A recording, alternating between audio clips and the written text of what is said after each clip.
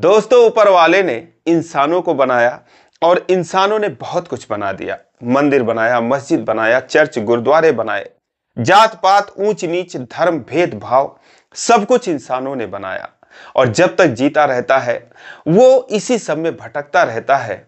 एक दिन इस दुनिया से चला जाता है, लेकिन जब तक वो जीता है तब तक उसके गले से ये बात कतई नहीं उतरती कि खाली हाथ आए हैं, खाली हाथ जाएंगे, साथ में कुछ भी नहीं जाएगा।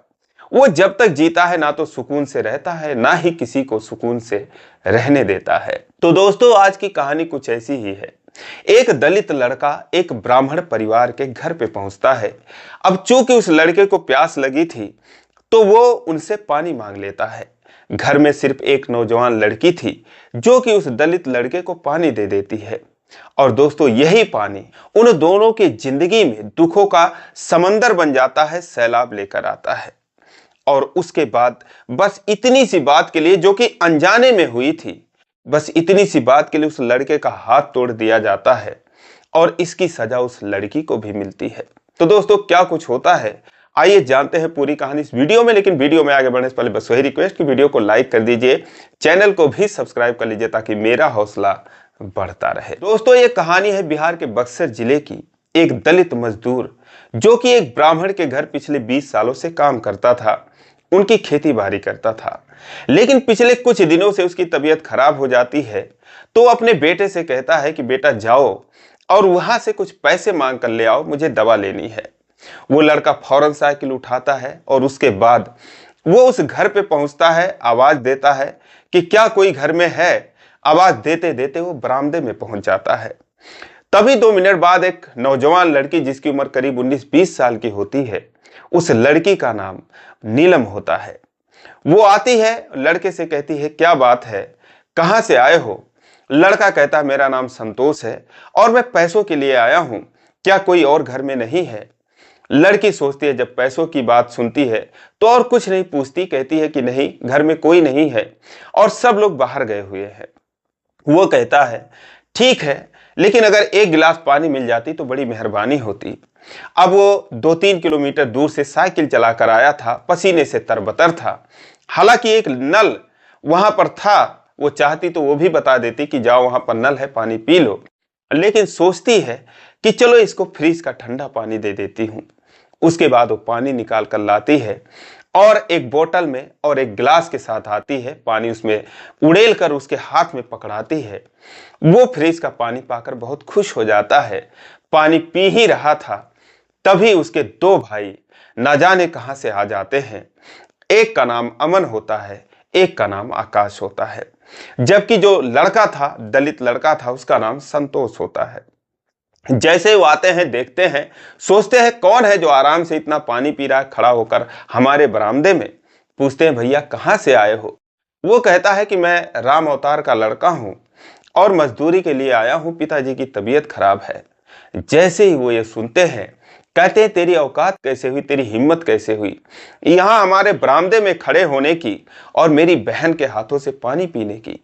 वो उसे मारने लगते हैं।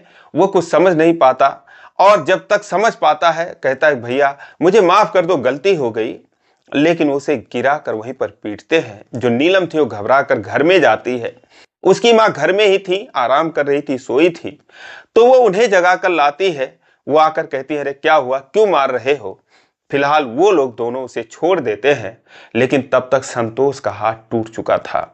वो वहां से अपनी जान बचाकर भागता है और साइकिल जो थी वहीं पर छोड़ देता है।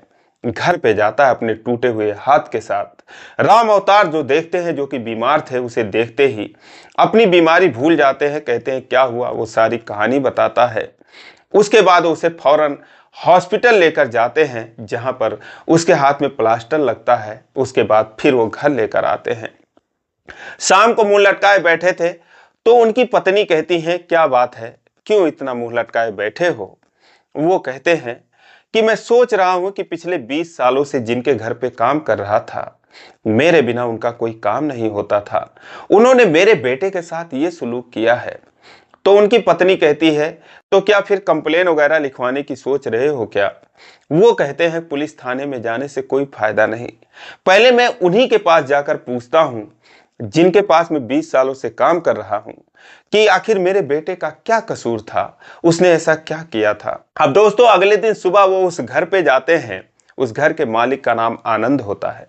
वो बैठे थे और रोज की तरह राम अवतार उनसे नमस्ते करते हैं और उसके बाद वो वहां पर खड़े हो जाते हैं। उनके दोनों बेटे जो थे, अमन और आकाश, वो भी वहीं पर थे। जब अंदर से नीलम देखती है कि ये तो वही आए हैं मजदूर जो कि काम करते हैं, जिनका कि कल बेटा आया था, अपनी माँ को बताती है, तो वो दोनों माँ बेटी आकर दरवाजे के ओट में खड़ी हो जाती हैं। राम अवतार के मुंह से कुछ निकलता नहीं, तो आनंद कहते हैं कि क्या हाल है राम अवतार, पैसा लेने आए हो। वो कहते हैं मालिक, पैसे की तो जरूरत है ही मुझे, लेकिन मैं बस इतना ही पूछने आया हूं कि मेरे बेटे की क्या गलती थी और उसको इतना पीट दिए। तो वो कहते हैं कि राम अवतार, जहां तुम खड़े हो आज तक उससे कभी तुम आगे नहीं बढ़े। तुम्हें अपनी हद पता थी, तो ये बात अपने बेटे को भी समझाकर भेजना चाहिए था। वो आकर मेरे बरामदे में खड़ा हो गया और नीलम के हाथों से पानी मंगाकर पी रहा था, और तभी मेरे दोनों बेटे आ गए और उन्हें जो अच्छा लगा, जो उनके समझ में आया, वही इन्होंने किया। और अगर ये धर्म की रक्षा नहीं करेंगे तो कौन करेगा।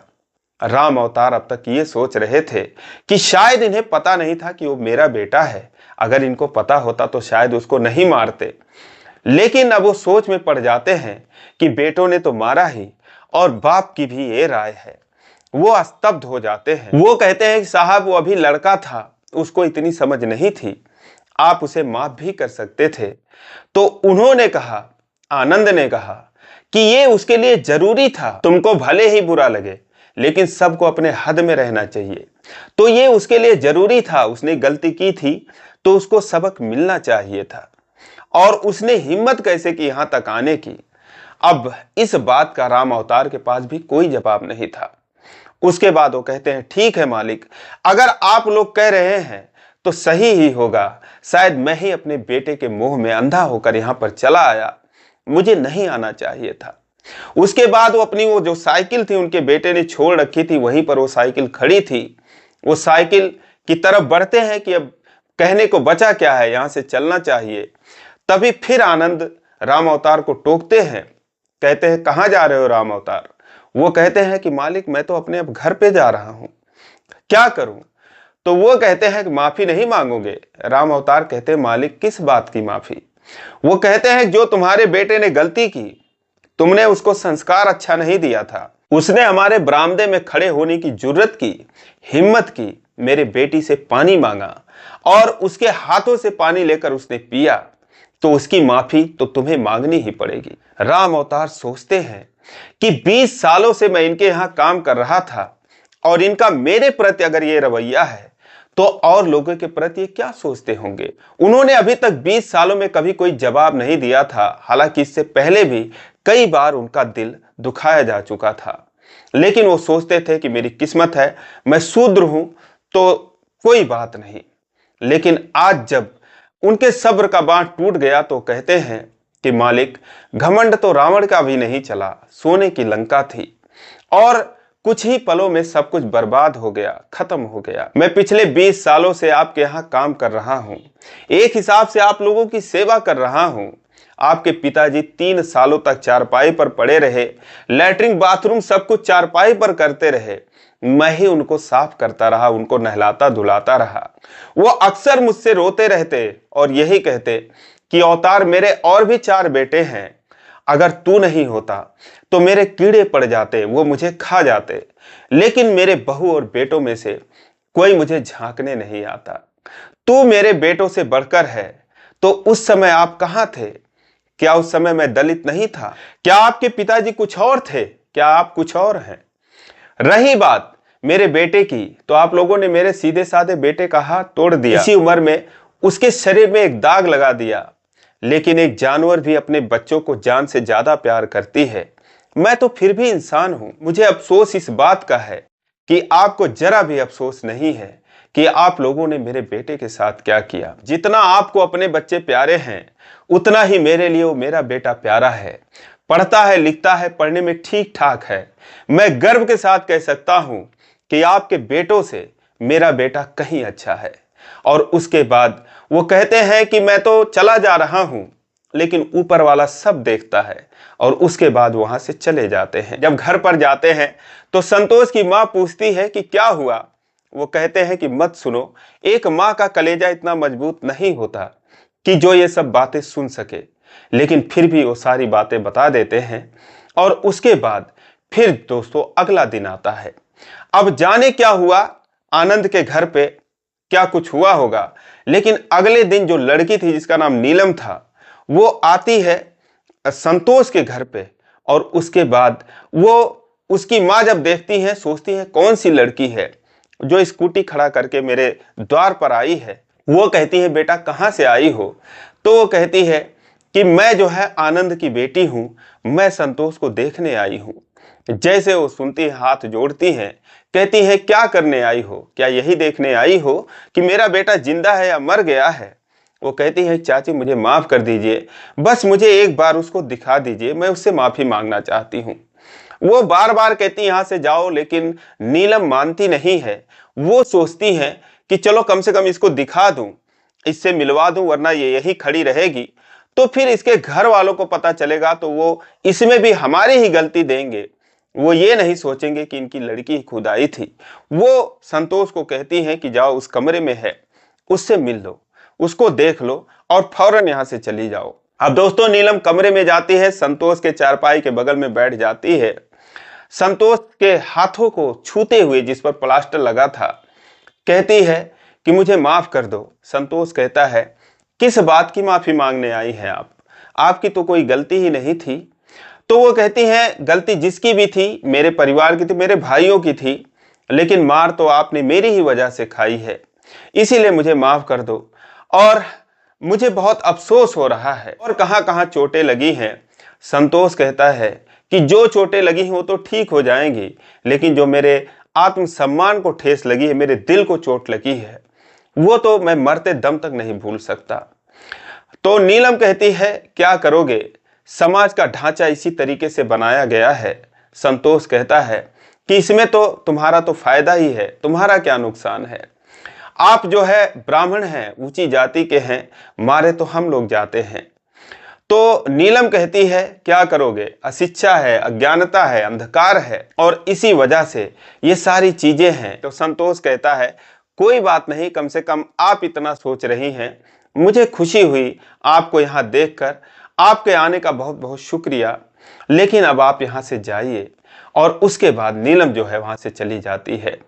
लेकिन दोस्तों अब वो हर दूसरे तीसरे दिन वहां पर आने लगती है संतोष को देखने के लिए, उससे बातें करने के लिए। जब कई बार ऐसा हो गया तो जाहिर सी बात है जिस उम्र में ये दोनों थे, संतोष भी ग्रेजुएशन कर रहा था और जो नीलम थी वो भी 18-19 साल की थी, तो दोनों में दोस्ती हो जाती है। जो संतोष था नीलम का इंतजार करता और नीलम भी उससे मिलने के लिए बेकरार रहती। और इस तरीके से जब कई मुलाकातें हुई तो संतोष के माँ बाप को डर सताने लगा कि ये मामला कुछ ज्यादा बढ़ रहा है, और अब जो है अगर पता पाएंगे तो इसको वो लोग जिंदा नहीं छोड़ेंगे। इसीलिए जब भी संतोष घर में रहता, वो आती तब भी वो लोग मना कर देते। और संतोष को भी समझा दिया कि बेटा तुम तो जाओगे ही जाओगे, वो लोग हमको भी नहीं छोड़ेंगे। और उसके बाद फिर दोस्तों 10 साल बीत गया। 10 सालों में संतोष सफलता की सीढ़ियां चढ़ता गया और जो नीलम का परिवार था वो रसातल की तरफ बढ़ता गया। संतोष पढ़ लिख कर जज बन जाता है और नीलम के घर की हालत खराब हो जाती है। उसके परिवार में जो उसके दोनों भाई थे, अपनी अपनी पत्नी लेकर वो अलग हो जाते हैं। उसके पिता को लकवा मार जाता है, माँ भी चिंता में बीमार रहती है और नीलम की उम्र भी करीब 30 साल की हो गई। उसके शादी का ना तो कोई जिम्मेदार था और ना ही होने की कोई उम्मीद थी। जो उसके दोनों भाई थे वो आनंद पर यानी कि अपने पिता पर दबाव बनाते थे, उनसे जमीन बिकवाते थे और उसी पर वो गुजारा करते थे। आनंद जो है, जो कि उन्हें धर्म का रक्षक बता रहे थे, वो अपने पिता की ही रक्षा नहीं कर सके, उन्हें वो ठुकरा दिए। और नीलम जो है अपने माँ बाप की सेवा करती रही, वही उनका सब कुछ थी। अब दोस्तों 10 सालों के बाद एक दिन अचानक से नीलम और जज साहब यानी कि संतोष की मुलाकात होती है। वो हॉस्पिटल गई हुई थी अपने माता पिता की दवाई लेने के लिए। तभी जो है संतोष अपनी सरकारी गाड़ी से आते हैं और जैसे ही वो नीलम को देखते हैं तो अपनी गाड़ी रोककर नीलम को आवाज देते हैं। नीलम जैसे ही देखती है भागकर गाड़ी के पास आती है। दोनों एक दूसरे के आंखों में देखते हैं। नीलम की आंखें भर जाती हैं। संतोष कहते हैं, कैसी हो आप? नीलम कहती है, बस जी रही हूं। फिर संतोष कहते हैं कि इस तरीके से अपना हाल बताओगी? तो नीलम कहती है, जैसा हाल रहेगा वैसा ही तो बताऊंगी। तो संतोष कहते हैं कि और बताओ। नीलम कहती है, क्या बताऊं? कहते हैं, कुछ भी नई ताजी जो भी है वो बताओ। वो कहती है कि नई ताजी यही है कि आप जज बन गए। दोस्तों, संतोष को जज बने हुए 2 साल बीत चुके थे। वो कहती है कि आपको बहुत बधाई हो, आप जज बन गए। लेकिन संतोष कहता है कि बधाई की पात्र तो आप भी हैं। आपके ही वजह से तो मैं जज बन गया। जब तुम वहां पर आती थी और मुझसे बोलती थी कि अशिक्षा और अज्ञानता जो है सबको इस तरीके से जकड़ा हुआ है, मैं सोचता था किस तरीके से बराबर हुआ जाए। तो तुमने कहा एक शिक्षा ही है जो इंसान को इंसान से बराबर कर सकती है। तुम्ही से प्रेरणा लेकर मैंने दिन रात पढ़ाई की और उसके बाद मैं इस मुकाम तक पहुंचा। फिर नीलम जो है वो कहती है कि इतना पढ़ाई किया आपने, इतने पढ़ाई में बिजी हो गए कि मुझे ही भूल गए, सब कुछ भूल गए। ये कहकर नीलम फूट फूट कर रोने लगती है। संतोष कहते हैं कि आप भी तो नहीं आती थी बाद में मिलने के लिए मुझसे। वो कहती है कि जब आप घर पे रहते ही नहीं थे, आपको क्या पता कि मैं आती थी या नहीं आती थी। मुझे सब पता है कि जब मैं आती थी तो आप घर में होते थे। आपकी मम्मी कहती थी कि वो घर में नहीं है और फिर मुझे लौटकर जाना पड़ता था। बाद में मुझे बच्चों से पता चलता था कि आप घर में ही थे। वो कहते हैं, क्या करूं, तुम्हारे भाइयों से, तुम्हारे पिताजी से, तुम्हारे चाचाओं से सबसे डर लगता था। फिर नीलम कहती है, कोई बात नहीं, अब तो आप इतने बड़े हो गए कि मुझे आपसे बात करने भी संकोच लग रहा है कि कहीं मैं आपका टाइम तो नहीं खराब कर रही हूं। तो संतोष कहते हैं, नहीं, ऐसी कोई बात नहीं है, मैं इतना वीआईपी नहीं हूं, आपको मैं कैसे भूल सकता हूं। आपके ही प्रेरणा स्रोत से तो मैंने ये मुकाम हासिल किया है। अब आपके आशीर्वाद से मैंने ये मुकाम हासिल किया है। और उसके बाद जज साहब की आंखें भी डबडबा जाती हैं। लेकिन दोस्तों, अब दोनों में जो पहले प्यार था, नजदीकियां थी, दोनों ही एक दूसरे के पहले प्यार थे और आज तक भी दोनों ही एक दूसरे के पहले ही और आखिरी ही प्यार थे। जब दोनों एक दूसरे से मिले तो फिर बातें करने लगे, फोन पर बातें होने लगी। और एक दिन जब दोनों की फिर से मुलाकात हुई, जज साहब ने कहा कि क्या तुम मेरे साथ जिंदगी बिता सकती हो। नीलम जो है रोते हुए उनके गले से लग गई। वो बोली कि ये जन्म नहीं, 7 जन्मों तक मैं तो आपके साथ जीवन बिता सकती हूँ। और उसके बाद फिर ये दोनों शादी करने का फैसला करते हैं। और जब समझ रहे थे कि सब कुछ ठीक चल रहा था, तभी उन भाइयों को खबर लग गई और वो लोग अपनी मां को चेतावनी देते हुए, नीलम को चेतावनी देते हुए कहते हैं कि आज भले ही वो जज बन गया है, लेकिन हमारे लिए वो वही है, वैसे ही रहेगा। और तुम दोनों ऐसा कर रहे हो, सोचो हमारी कितनी बेइज्जती होगी। तो उसकी मां भड़क जाती है, कहती है कि तू इज्जत का ठेकेदार बना है तो तेरी बहन की शादी तूने क्यों नहीं की। तुम दोनों अपनी अपनी बीबी में मस्त रहते हो, परेशान रहते हो, और हम दोनों पति पत्नी का कोई है ठिकाना। तुम धमकी देकर जमीन बिकवा लेते हो और उसके बाद ये नहीं सोचते कि बहन का क्या होगा।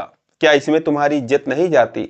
30 साल की बहन ऐसे ही घूम रही है, दिन रात आंसू बहाती है, उदास रहती है, उसका चेहरा नहीं देखते और तुम चाहते हो कि हम मर जाएं।